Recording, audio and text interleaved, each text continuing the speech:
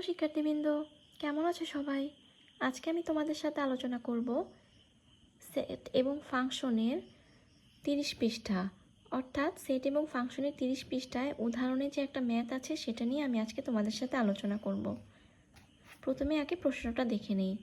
প্রশ্নটা হচ্ছে 100 জন শিক্ষার্থীদের মধ্যে কোনো পরীক্ষায় 88 জন বাংলায়, 80 জন গণিতে এবং 70 জন উভয় বিষয়ে পাশ করেছে।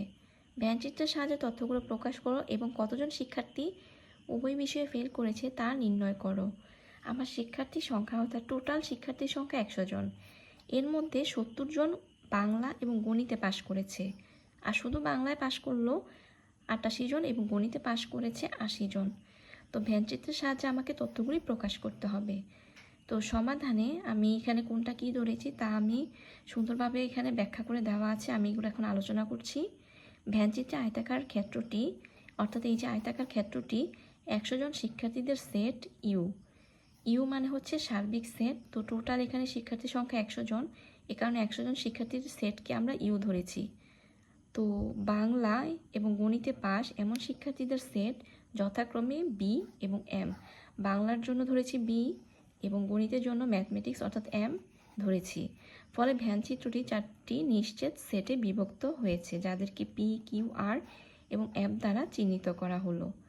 এখানে উভয় বিষয়ে পাস শিক্ষার্থীদের সেট হবে Q equal B intersection M.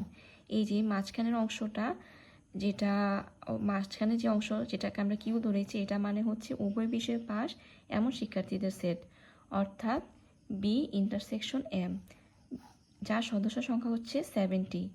এখানে পি ইকুয়াল হবে শুধু বাংলায় পাস এমন শিক্ষার্থীদের সেট হচ্ছে পি, মানে পি বের করবো কিভাবে? 88 জন অর্থাৎ 88 মাইনাস 70 দিলেই যেটা আসবে অর্থাৎ 18, এটা হচ্ছে শুধু বাংলায় পাস শিক্ষার্থীদের সেট। এখন আর হচ্ছে শুধু গণিতে পাস এমন শিক্ষার্থীদের সেট, যার সদস্য সংখ্যা হবে 80 মাইনাস 70 অর্থাৎ 10। 10 জন শিক্ষার্থী শুধুমাত্র আমার গণিতে পাস করেছে, আর 18 জন শিক্ষার্থী শুধুমাত্র বাংলায় পাস করেছে। তাহলে পি ইউনিয়ন কিউ ইউনিয়ন আর ইকুয়াল বি ইউনিয়ন এম, যে কোনো একটি বিষয়ে এবং উভয় বিষয়ে পাস শিক্ষার্থীদের সেট, যার সদস্য সংখ্যা হবে 18 প্লাস 10 প্লাস 70 অর্থাৎ 98। তো এফ ইকুয়াল উভয় বিষয়ে ফেল করা শিক্ষার্থীদের সেট, যার সদস্য সংখ্যা হচ্ছে টোটাল শিক্ষার্থী অর্থাৎ 100 মাইনাস 98। তো 100 থেকে 98 বাদ দিলে হবে হচ্ছে 2। তো সুতরাং উভয় বিষয়ে ফেল করেছে এমন শিক্ষার্থীর সংখ্যা 2 জন। আজকে এ পর্যন্তই। ভালো থাকো সবাই, আল্লাহ হাফিজ।